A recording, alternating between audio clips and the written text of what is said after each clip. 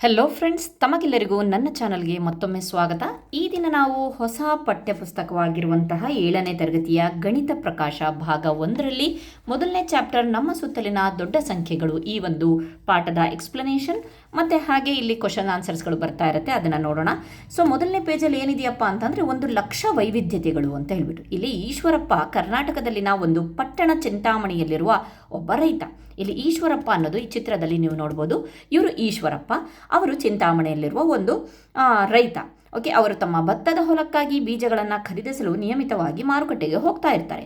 ಹೀಗೆ ಒಮ್ಮೆ ಅವರು ಹೋದಾಗ ರಾಮಣ್ಣ ಮತ್ತು ಲಕ್ಷ್ಮಮ್ಮ ಅವರುಗಳ ಸಂಭಾಷಣೆಯನ್ನು ಕೇಳಿಸ್ಕೊಳ್ತಾರೆ. ರಾಮಣ್ಣ ಹೇಳ್ತಾರೆ, ಮೊದಲು ನಮ್ಮ ದೇಶದಲ್ಲಿ ಸುಮಾರು 1,00,000 ವಿಧದ ಅಕ್ಕಿ ಇತ್ತು ಅಂತ ಹೇಳಿ. ರೈತರು ವಿವಿಧ ರೀತಿಯ ಬೀಜಗಳನ್ನು ಸಂರಕ್ಷಿಸಿ ಅವುಗಳನ್ನು ಭತ್ತ ಬೆಳೆಯಲು ಬಳಸ್ತಾ ಇದ್ರು ಅಂತ ಹೇಳಿಬಿಟ್ಟು ರಾಮಣ್ಣ ಹೇಳ್ತಾರೆ.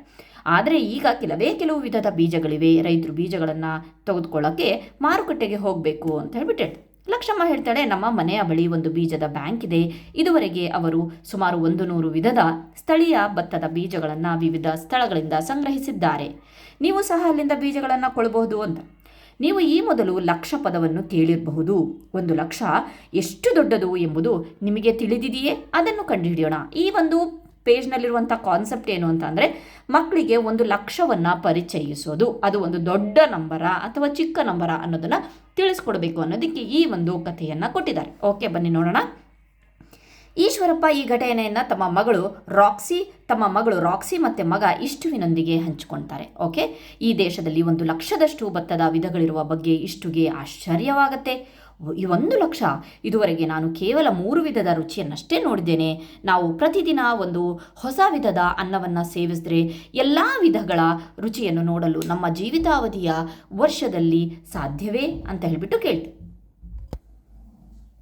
ಓಕೆ, 1,00,000, ಒಂದು ದೇಶದಲ್ಲಿ 1,00,000ದಷ್ಟು ಭತ್ತದ ವಿಧಗಳಿರುವ ಬಗ್ಗೆ ಇಷ್ಟುಗೆ ಆಶ್ಚರ್ಯ ಆಯಿತು ಅಂತ ಹೇಳಿದೆ. 1,00,000, ಇದುವರೆಗೆ ನಾನು ಕೇವಲ 3 ವಿಧಗಳ ರುಚಿಯನ್ನಷ್ಟೇ ನೋಡಿದ್ದೇನೆ ಅಂತ ಹೇಳ್ದ. ನಾವು ಪ್ರತಿದಿನ ಒಂದು ಹೊಸ ವಿಧದ ಅನ್ನವನ್ನು ಸೇವಿಸಿದ್ರೆ ಎಲ್ಲ ವಿಧಗಳ ರುಚಿಯನ್ನು ನೋಡಲು ನಮ್ಮ ಜೀವಿತಾವಧಿಯ 100 ವರ್ಷಗಳಲ್ಲಿ ಸಾಧ್ಯವೇ ಅಂತ. 100 ವರ್ಷ ಅಂತ ಅಂದರೆ ಸೊ ಎಷ್ಟು ದಿನ ಆಗತ್ತೆ ಅಂತ ಹೇಳಿಬಿಟ್ಟು ನಾವು ನೋಡಬೇಕು. 365 ದಿನ ಅಂತ ಅಂದರೆ 1 ವರ್ಷ, ಅಧಿಕ ವರ್ಷ ಬಿಟ್ಬಿಡೋಣ. 365 ಕಾಮನ್ ಆಗಿ ತೊಗೊಳ್ಳೋಣ, ಇಂಟು 100 ವರ್ಷ ನಾವು ಬದುಕಿದ್ರೆ ಎಷ್ಟು ದಿನ ಅಂತ ಹೇಳಿಬಿಟ್ಟು ಅಂತಂದರೆ ಇಲ್ಲಿ ನೋಡೋಣ, 36,500. 36,000 ದಿನಗಳಲ್ಲಿ ಒಂದೊಂದೇ ವಿಧ ಅಂದರೆ ಇಲ್ಲಿ ನೋಡ್ಬೋದು ನೀವು, ಒಂದು ಹೊಸ ಅಂತ ಕೊಟ್ಟಿದ್ದಾರೆ. ಒಂದೊಂದೇ ಅಂತ ಅಂದರೆ ನಾವು ಜೀವಿತಾವಧಿಯ 100 ವರ್ಷಗಳಲ್ಲಿ ಸಾಧ್ಯವೇ? 1,00,000 ರೀಚ್ ಆಗೋಕ್ಕೆ ಸಾಧ್ಯನಾ? 1,00,000 ಒಂದು ಟೇಸ್ಟನ್ನು ನೋಡೋಕ್ಕಾಗತ್ತಾ? ಇಲ್ಲ. ಸೊ 36,500.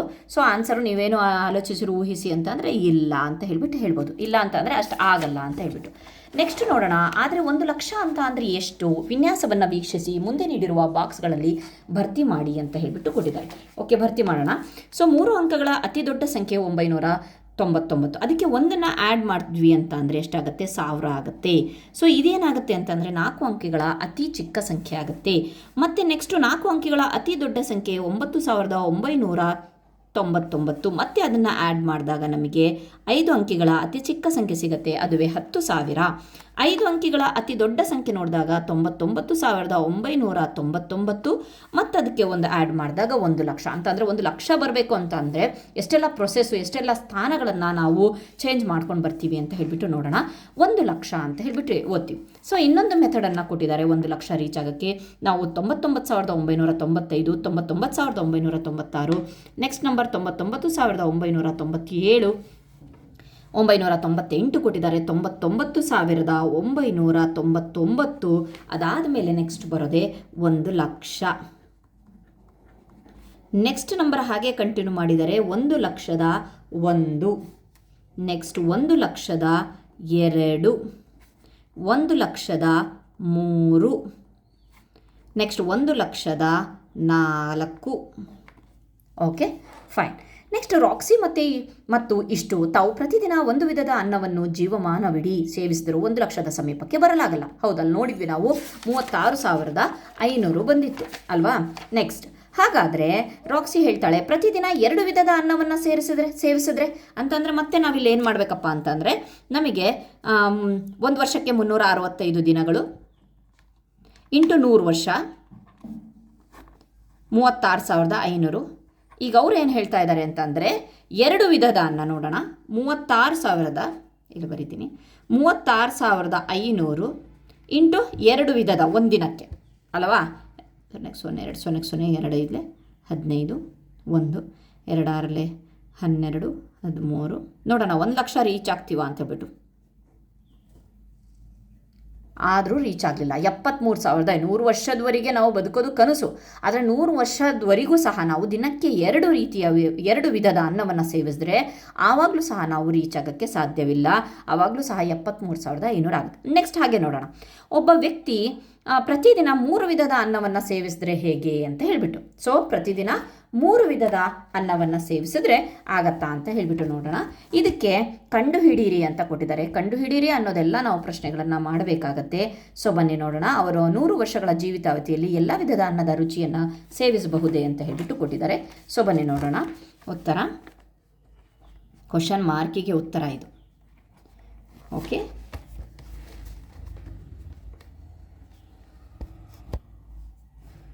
ನೂರು ವರ್ಷದಲ್ಲಿರುವ 1 ವರ್ಷಕ್ಕೆ 365 ದಿನ. ಓಕೆ, ಹಾಗಾದರೆ 100 ವರ್ಷದಲ್ಲಿರುವ ಒಟ್ಟು ದಿನಗಳು, ನಾನು ಮುಂಚೆನೇ ಹೇಳಿದ್ದೀನಿ, ನಾನು ಅಧಿಕ ವರ್ಷ 366ನ ಗಮನಕ್ಕೆ ತೊಗೊಂಡಿಲ್ಲ, ಸುಮ್ಮನೆ ಸಿಂಪಲ್ಲಾಗಿ ಲೆಕ್ಕ ಮಾಡೋಕ್ಕೆ ತೊಗೊಳ್ತಾ ಇದ್ದೀನಿ. 100 ವರ್ಷದಲ್ಲಿರುವ ದಿನಗಳು ಅಂತಂದರೆ 365 ಇಂಟು 100. ಓಕೆ, 36,500 ಬಂತು. ಹಾಗಾದರೆ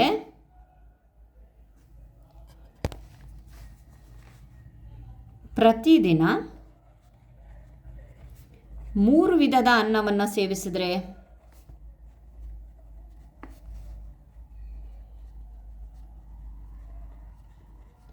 ಎಷ್ಟಾಗತ್ತೆ ನೋಡೋಣ. 36,500 ಇಂಟು 3, ಅವಾಗಲೇ 2 ಮಾಡಿದ್ವಲ್ವಾ. ಸೊ ಇಂಟು 3 ಮಾಡಿದಾಗ ಎಷ್ಟಾಗುತ್ತೆ ಅಂತಂದರೆ 1,09,500. ಓ, ಹಾಗಾದರೆ 1,00,000 ದಾಟ್ತು. ಹಾಗಾಗಿಬಿಟ್ಟು ನಾವೇನು ಮಾಡ್ಬೋದು, ಹೌದು, ಒಬ್ಬ ವ್ಯಕ್ತಿ ಪ್ರತಿದಿನ 3 ವಿಧದ ಅನ್ನವನ್ನು ಸೇವಿಸಿದರೆ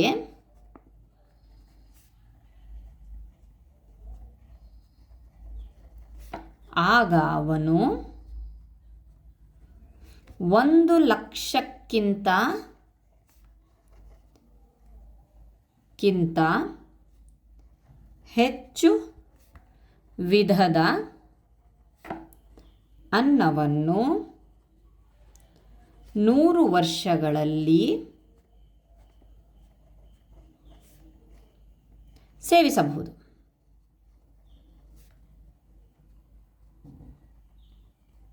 ಅಲ್ವಾ, ನೀವು ನೋಡ್ಬೋದು, ನೀವೇ ಮಾಡಿ ನೋಡಿದ್ವಿ. 36,500 ಇಂಟು 2 ಮಾಡಿದಾಗ 2 ವಿಧದ, ದಿನಕ್ಕೆ 2 ವಿಧದ ಮಾಡಿದಾಗಲೂ ಸಹ ನಮಗೆ ಉತ್ತರ ಸಿಗಲಿಲ್ಲ. ಅಲ್ಲಿ 73,500 ಬಂತು. 3 ವಿಧದ ಮಾಡಿದಾಗ ನಮಗೆ ಉತ್ತರ ಸಿಗುತ್ತೆ. ಅದು ಮೋರ್ ದ್ಯಾನ್ 1,00,000ಕ್ಕಿಂತ ಜಾಸ್ತಿ ಆಯ್ತಲ್ವಾ. ಸೊ ಹಾಗಾಗಿಬಿಟ್ಟು ಕನ್ಕ್ಲೂಡ್ಸ್ ಒಂದು ಸ್ಟೇಟ್ಮೆಂಟನ್ನು ಬರೆದ್ರೆ ಆಯಿತು. ನೆಕ್ಸ್ಟ್ ನೋಡೋಣ,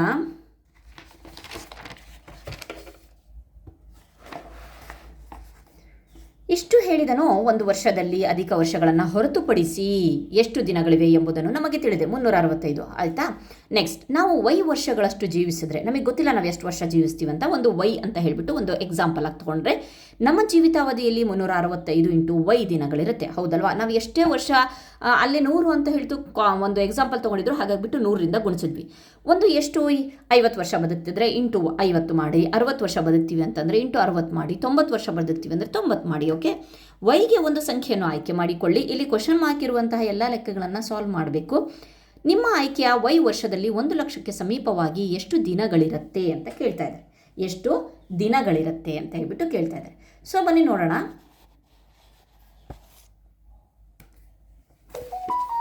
so next question mark. So ಬನ್ನಿ, ವೈಗೆ ಒಂದು ಸಂಖ್ಯೆಯನ್ನು ಆಯ್ಕೆ ಮಾಡಿಕೊಳ್ಳಿ. ನಿಮ್ಮ ಆಯ್ಕೆಯ ವೈ ವರ್ಷದಲ್ಲಿ 1,00,000ಕ್ಕೆ ಸಮೀಪವಾಗಿ ಅಂತ ಕೊಟ್ಟಿದ್ದಾರಲ್ವಾ. ಸೊ ಬನ್ನಿ, ನಾನೀಗ ಉದಾಹರಣೆಗೆ ವೈ ಅನ್ನೋದು 90 ವರ್ಷ ಅಂತ ಹೇಳಿಬಿಟ್ಟು ಹಾಕ್ಕೊಳ್ತೀನಿ. ಓಕೆ, ವೈ ಅನ್ನೋದು 90 ವರ್ಷ, ದಿನಗಳಲ್ಲ 90 ವರ್ಷ. ಫೈನ್. ನೆಕ್ಸ್ಟ್, ಹಾಗಾದರೆ 90 ವರ್ಷದಲ್ಲಿರುವ ದಿನಗಳನ್ನು ನೋಡೋಣ. ಎಷ್ಟಾಗತ್ತೆ? 365 ಒಂದು ವರ್ಷಕ್ಕಾದರೆ 90 ವರ್ಷಕ್ಕೆ ಎಷ್ಟಾಯಿತು ಅಂತಂದರೆ 32,000. ಇದನ್ನು ನಾವು ಗುಣಿಸಿದ್ರೆ 32,850 ಬರುತ್ತೆ. ಓಕೆ, ಇದಿಷ್ಟು ದಿನಗಳು ಬರುತ್ತೆ. ನಾವು ವರ್ಷದಿಂದ ದಿನಗಳಿಗೆ ಪರಿವರ್ತನೆ ಮಾಡಿದ್ದೀವಿ. ಓಕೆ, ಇಷ್ಟು ದಿನಗಳು. ಇದು 1,00,000ಕ್ಕೆ ಹತ್ತಿರ ಇದೆಯಾ?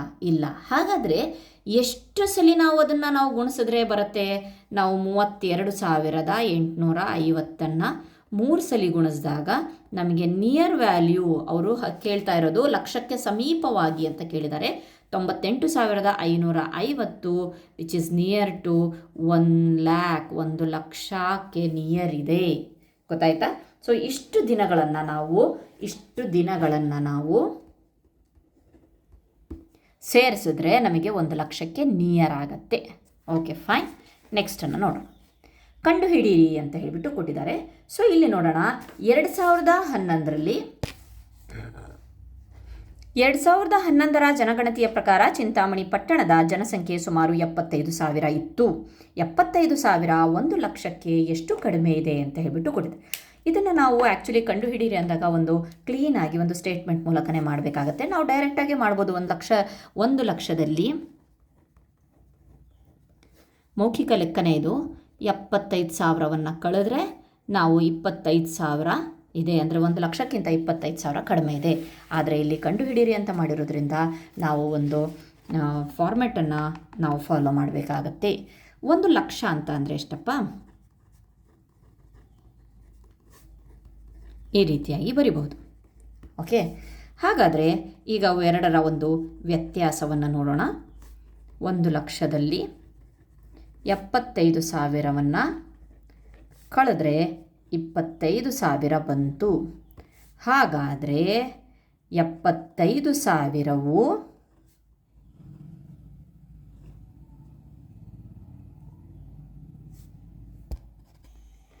ಸೊ ನಾವು ಡೈರೆಕ್ಟಾಗೆ ಇದನ್ನೇ ಬರಿಬೋದು. ಏನಂತ ಹೇಳ್ಬಿಟ್ಟು 75,000 25,000ಕ್ಕೆ 25,000 ಸೇರಿಸಿದ್ರೆ 1,00,000 ಬರುತ್ತೆ ಅಂತ ಹೇಳ್ಬೋದು. ಆದರೆ ಕ್ವಶನಲ್ಲಿ 75,000 1,00,000ಕ್ಕೆ ಎಷ್ಟು ಕಡಿಮೆ ಇದೆ ಅಂತಂದರೆ 75,000ವು 25,000ಗಳಷ್ಟು ಕಡಿಮೆ ಇದೆ 1,00,000ಕ್ಕೆ. 75,000ವು ಇಲ್ಲಿ 1,00,000ಕ್ಕೆ ಸೇರಿಸ್ಕೊಳ್ರಿ.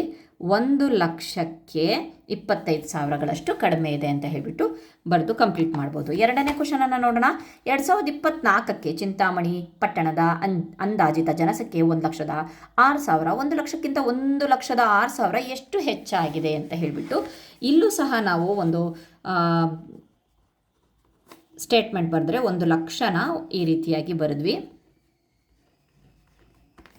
ಇಲ್ಲೂ ಸಹ ಇಲ್ಲಿ ವ್ಯತ್ಯಾಸವನ್ನು ನೋಡಿದಾಗ 1,06,000 ಮೈನಸ್ 1,00,000. ಸೊ ಉತ್ತರ 6,000 ಬಂತು. ಓಕೆ, ಹಾಗಾದರೆ ನೀವು ಹೇಳ್ಬೋದು ಏನಂತ ಹೇಳಿಬಿಟ್ಟು ಇಲ್ಲಿ ಕ್ವಶನನ್ನೇ ಕಂಟಿನ್ಯೂ ಮಾಡಿಕೊಂಡು 1,00,000ಕ್ಕಿಂತ 1,06,000 6,000ದಷ್ಟು ಹೆಚ್ಚಿದೆ, ಆಯಿತಾ? ಅಥವಾ ಸಿಂಪಲ್ಲಾಗಿ 6,000 1,06,000 ಅನ್ನೋದು 1,00,000ಕ್ಕಿಂತ 6,000ಗಳಷ್ಟು ಹೆಚ್ಚಿದೆ ಅಂತ ಹೇಳಿಬಿಟ್ಟು ಬರೀಬೋದು.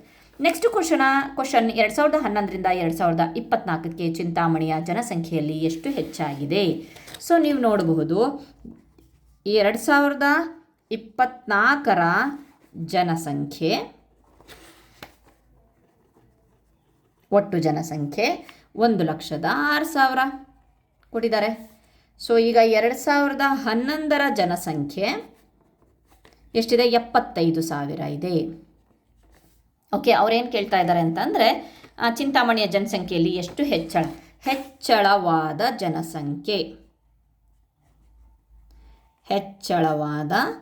ಜನಸಂಖ್ಯೆ ಈಸ್ ಈಕ್ವಲ್ ಟು ಏನು ಮಾಡ್ತೀವಿ ನಾವಿಲ್ಲಿ? ಡಿಫ್ರೆನ್ಸ್ ಕಂಡುಹಿಡಿತೀವಿ, ಮೈನಸ್ ಮಾಡ್ತೀವಿ.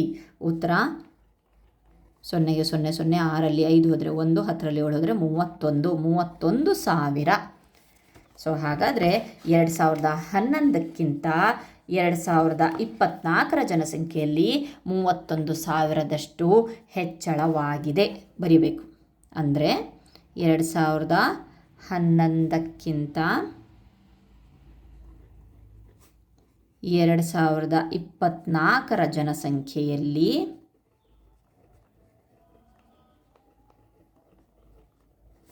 31,000ಗಳಷ್ಟು ಜನಸಂಖ್ಯೆಯು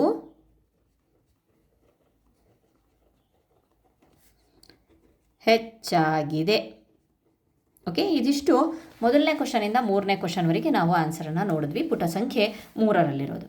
ನೆಕ್ಸ್ಟನ್ನು ನೋಡೋಣ ಏನಿದೆ ಅಂತ ಹೇಳಿಬಿಟ್ಟು, ದೊಡ್ಡ ಸಂಖ್ಯೆಗಳ ಒಂದು ಅನುಭವವನ್ನು ಪಡೆಯೋದು. ನಾವು ಇಷ್ಟು ವರ್ಷ ಒಂದು ಟೆಕ್ಸ್ಟ್ ಬುಕ್, ಗಣಿತದ ಟೆಕ್ಸ್ಟ್ ಬುಕ್ಕನ್ನು ಮಾಡ್ತಾ ಇರುವಾಗ ಸಡನ್ನಾಗಿ ಮಕ್ಕಳಿಗೆ 1,00,000ವನ್ನು ಡೈರೆಕ್ಟಾಗಿ ಮಾಡ್ತಾಯಿದ್ವಿ. ಸೊ ಅದರೊಳಗಡೆ ಏನಿದೆ ತಪ್ಪು? ಡೈರೆಕ್ಟಾಗಿ ಬಿಡಿ 10, 100, 1000, 10,000 ಕಲಿಸಿದ್ವಿ, ನೆಕ್ಸ್ಟ್ ಲಕ್ಷನ ಅದೇ ರೀತಿ ಹಿಂದೆ ಹೆಂಗೆ ಕಲಿಸಿದ್ವು ಹಾಗೆ ಕಲಿಸ್ತೀವಿ ಅಂತ ಹೇಳ್ಬಿಟ್ಟು ತಿಳ್ಕೊಬೋದು. ಬಟ್ ಆದರೆ ಈ NCERTಯಿಂದ ಬಂದಿರುವಂಥ ಟೆಕ್ಸ್ಟ್ ಬುಕ್ ತುಂಬ ಇಂಟ್ರೆಸ್ಟಿಂಗ್ ಆಗಿದೆ ಮಕ್ಕಳ. ಯಾಕೆಪ್ಪ ಅಂತಂದರೆ, ನಾವು ಡೈರೆಕ್ಟಾಗಿ 1,00,000ನ ತೋರಿಸ್ತಾ ಇಲ್ಲ. 1,00,000 ಅನ್ನೋದು ಬೇರೆ ಸಂಖ್ಯೆಗಳಿಗಿಂತ ಎಷ್ಟು ಹೆಚ್ಚಾಗಿದೆ ಅಥವಾ ಎಷ್ಟು ದೊಡ್ಡಾಗಿದೆ, ದೊಡ್ಡ ಸಂಖ್ಯೆಗಳ ಒಂದು ಅನುಭವವನ್ನು ಪಡೆಯೋಕ್ಕೋಸ್ಕರ ಸುಮ್ಮನೆ 1,00,000 ಅಂತ ಹೇಳೋದಲ್ಲ. 1,00,000 ಅನ್ನೋದನ್ನು ಯಾವ್ಯಾವ ನಂಬರ್ಸ್ಗಿಂತ ದೊಡ್ಡದಿದೆ, ಎಷ್ಟು ದೊಡ್ಡದಿದೆ ಅಂತ ಹೇಳಿಬಿಟ್ಟು ಮಾಡಿ, ಅದಾದಮೇಲೆ ಮುಂದಿನ ಪೇಜ್ಗಳಲ್ಲಿ ಕನ್ಕ್ಲೂಷನಿಗೆ ಬಂದಿದ್ದಾರೆ, 1,00,000ನ ಇಂಟ್ರೊಡ್ಯೂಸ್ ಮಾಡಿದ್ದಾರೆ. ಓಕೆ, ಸೊ ಬನ್ನಿ ನೋಡೋಣ. ನೀವು ಕೆಲವು ಆಸಕ್ತಿದಾಯಕ ಅಂಶಗಳ ಬಗ್ಗೆ ಕೇಳಿರಬಹುದು. ಪ್ರಪಂಚದಲ್ಲಿನ ಅತಿ ಎತ್ತರದ ಪ್ರತಿಮೆ ಏಕತಾ ಪ್ರತಿಮೆ, ಸ್ಟ್ಯಾಚ್ಯೂ ಆಫ್ ಯೂನಿಟಿ ಅಂತ ಹೇಳ್ತಾರಲ್ವ, ಇಲ್ಲಿದೆಯಲ್ವಾ ಸ್ಟ್ಯಾಚ್ಯೂ ಆಫ್ ಯೂನಿಟಿ. ಇದು ಸುಮಾರು 180 ಮೀಟರ್ ಇದೆಯಂತೆ. ಸೊ ಬರ್ಕೊಳ್ಳೋಣ, 180 ಮೀಟರ್. Okay fine. ನೆಕ್ಸ್ಟ್, ಕರ್ನಾಟಕದಲ್ಲಿ ಕುಂಚಿಕಲ್ ಜಲಪಾತದ ನೀರು ಸುಮಾರು 450 ಮೀಟರ್ ಎತ್ತರದಿಂದ ಬೀಳುತ್ತದೆ. ಓಕೆ, ಇದು 450 ಮೀಟರ್. ಓಕೆ, ನೆಕ್ಸ್ಟ್, ಪ್ರತಿ ಸಂದರ್ಭದಲ್ಲೂ ಈ ಅಳತೆಗಳು ಎಷ್ಟು ದೊಡ್ಡದಾಗಿದೆಯಲ್ವಾ. ಇಲ್ಲಿ ನೋಡಿ 180. ಪ್ರಪಂಚದಲ್ಲೇ ನಮ್ಮ ಅತಿ ಎತ್ತರದ ಪ್ರತಿಮೆಗಿಂತ ಇನ್ನೂ ನೆಕ್ಸ್ಟ್ ಎತ್ತರದ ಒಂದು ಇದನ್ನು ಹೇಳಿದ್ದಾರೆ. ಏನಂತ ಹೇಳಿ, ಕರ್ನಾಟಕದಲ್ಲಿನ ಕುಂಚಿಕಲ್ ಜಲಪಾತ ಅಂತ ಹೇಳಿ. ಓಕೆ, ನೆಕ್ಸ್ಟ್, ಪ್ರತಿ ಸಂದರ್ಭದಲ್ಲಿ ಅಳತೆಗಳು ಎಷ್ಟು ದೊಡ್ಡದಾಗಿದೆ ಎಂಬುದನ್ನು ಗ್ರಹಿಸುವುದು ಸುಲಭವಲ್ಲ. ಆದರೆ ಅವುಗಳ ಗಾತ್ರದ ಬಗ್ಗೆ ನಮಗೆ ಚಿರಪರಿಚಿತವಾಗಿರುವ ಮತ್ತೊಂದರೊಂದಿಗೆ ಹೋಲಿಸರಿಂದ ಹೌದು. ಒಂದು ವಸ್ತುವನ್ನು ನಾವು 180 ಮೀಟರ್ ಸ್ಟ್ಯಾಚ್ಯೂ ಆಫ್ ಯೂನಿಟಿ ಇದೆ ಅಂದ ತಕ್ಷಣ, ಹೌದಾ 180 ಮೀಟ್ರಾ ಓಕೆ ಅಂತ ಹೇಳ್ತೀವಿ.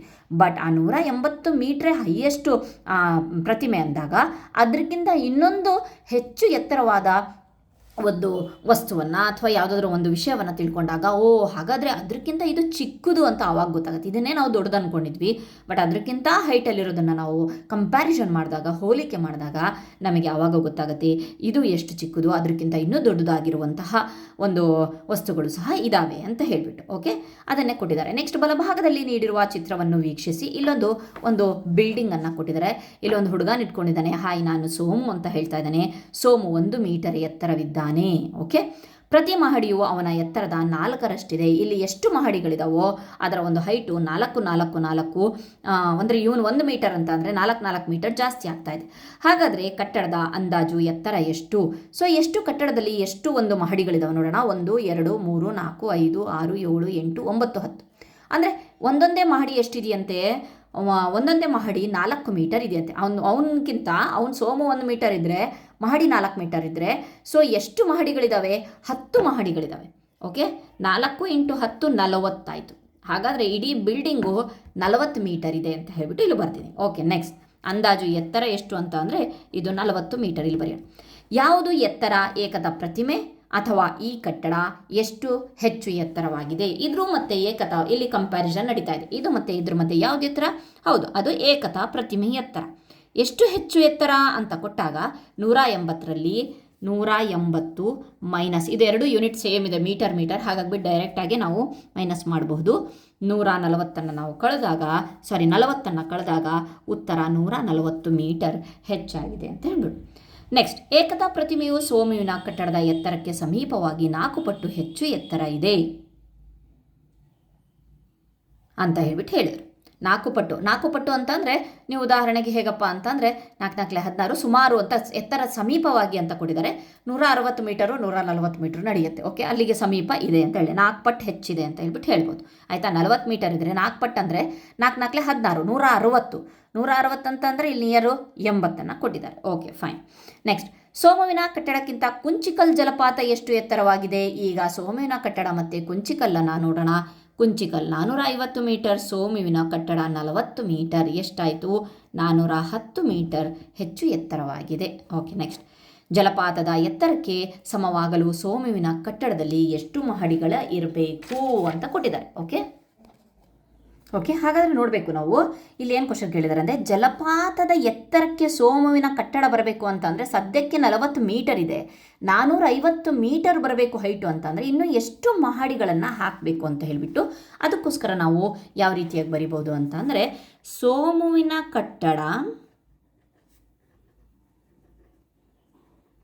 ಕಟ್ಟಡಗಳಲ್ಲಿ 10 ಮಹಡಿಗಳಿದ್ದಾವೆ ಅಲ್ವಾ. ಸದ್ಯಕ್ಕೆ ಚಿತ್ರದಲ್ಲಿ 10 ಮಹಡಿಗಳಿದ್ದಾವೆ. ಆಮೇಲೆ ಆ ಕಟ್ಟಡದ